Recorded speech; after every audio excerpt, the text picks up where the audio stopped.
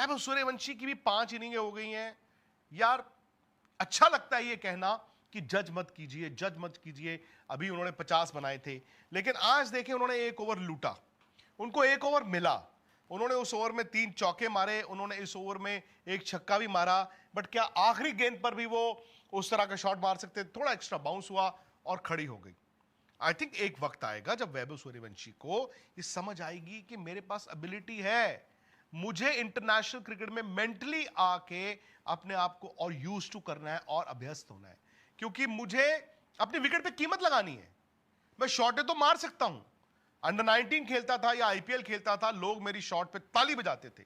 अब मैं ताली या वाहवाही के लिए नहीं खेल रहा हूं, मैं रनों के लिए खेल रहा हूं, क्योंकि मुझे इंटरनेशनल क्रिकेट में आगे चल के तेंदुलकर बनना है, रोहित शर्मा बनना है, विराट कोहली बनना है, युवराज सिंह बनना है, धोनी बनना है। वो तब बनोगे जब आप शुरुआती सालों को जाया नहीं करेंगे, शुरुआती मैचों को जाया नहीं करेंगे। एक मैच और है। अब बात आती है अभिषेक शर्मा की, और मैं अगर ये कहूं ना कि अभिषेक ने बहुत निराश किया है तो वो गलत नहीं होगा।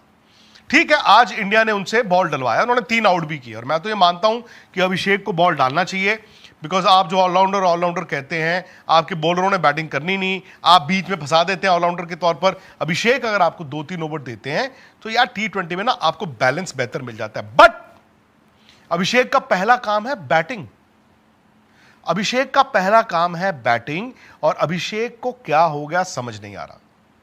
उन्होंने आयरलैंड में भी पारी खेली, उन्होंने इंग्लैंड में 1-2 पारियां खेली, बट यार ये वो अभिषेक नहीं दिख रहे। वो कुछ अलग करने की कोशिश कर रहे हैं, या फिर वो रैटल्ड है। अब जो वैभव सूर्यवंशी और अभिषेक शर्मा 2 सलामी बल्लेबाज इंडिया भेजता है, इन दोनों को सामने वाली टीमें शॉर्ट पिच बॉल करती हैं, और सामने वाली टीमें समझ गई हैं कि अभिषेक को छोटा ball away from the body और वैभव सूर्यवंशी को छोटा बॉल इनसाइड द बॉडी आना चाहिए।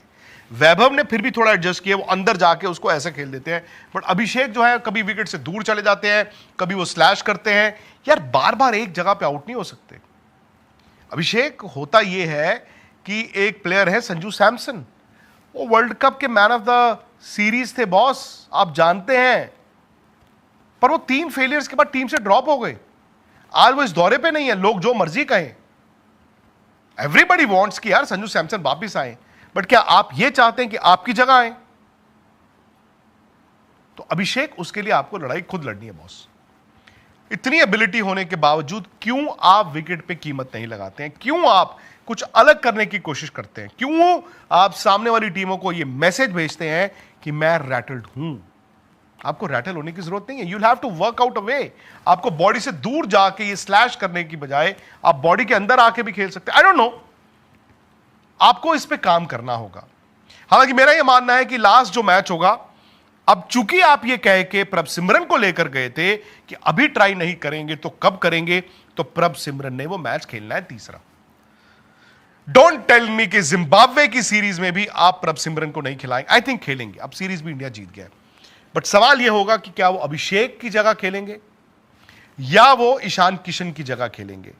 आई मीन जिसको भी आप आराम देना चाहेंगे। आइडियली आप प्रभ सिमरन से विकेट कीपिंग भी कराएंगे।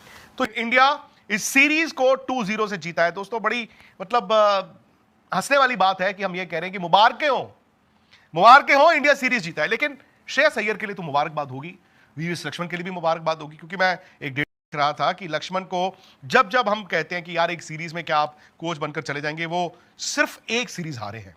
वो भी उस सीरीज में एक मैच हुआ था न्यूजीलैंड में, वनडे सीरीज 0-1 से। उसके अलावा वो सारी सीरीज बतौर इंटरिम कोच जीते हैं।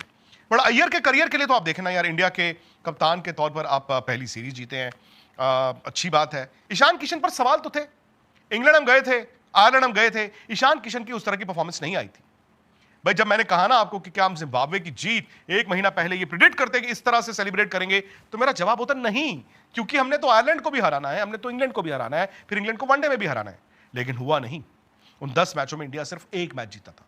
सो ईशान किशन के लिए ना, मैं जानता हूं कि शायद अभी एग्जिस्टेंस का सवाल तो नहीं था, लेकिन ये तो लोग कह रहे थे यार ईशान को हुआ क्या, यार ईशान को वनडे भी खिला दिया, ईशान को T20 भी खिला दिया, लेकिन वो कुछ कर नहीं रहे। 81 रन बनाए उन्होंने, और 81 रन ना कहीं ये रीइंफोर्स करते हैं कि यार शायद मेरे लिए थोड़े से दिन खराब चल रहे थे, I have the potential, everybody knows that. और ये विकेट आसान नहीं है। ठीक है, हम जिम्बाब्वे कह रहे हैं, भैया जब टीम हार रही होती है ना, तो फिर वो दिन भी रात और रात भी दिन होती है। तो उस लिहाज से ईशान किशन आज के मैच के सुपरस्टार, तिलक वर्मा भी, क्योंकि तिलक वर्मा पे बहुत सवाल थे भाई कि तिलक वर्मा क्या कर रहे हैं, तिलक वर्मा स्लो खेलते हैं, तिलक वर्मा फंसी हुई विकेटों पे क्या करते हैं। सो आज उन्होंने भी बड़े तेज 60 रन बनाए। इनफैक्ट उन्होंने 29 बॉलों में 60 नॉट आउट बनाए और इन्होंने रन इतने बोर्ड पर लगा दिए कि उसके बाद बस एकेडमिक इंटरेस्ट था कि क्या इंडिया 100 रन से ये मैच जीत सकता है, मतलब 100 के ज्यादा मार्जिन से जीत सकता है कि नहीं जीत सकता। और उसके बाद जिम्बाब्वे की बैटिंग, मतलब आज उन्होंने एक बार फिर सरेंडर किया।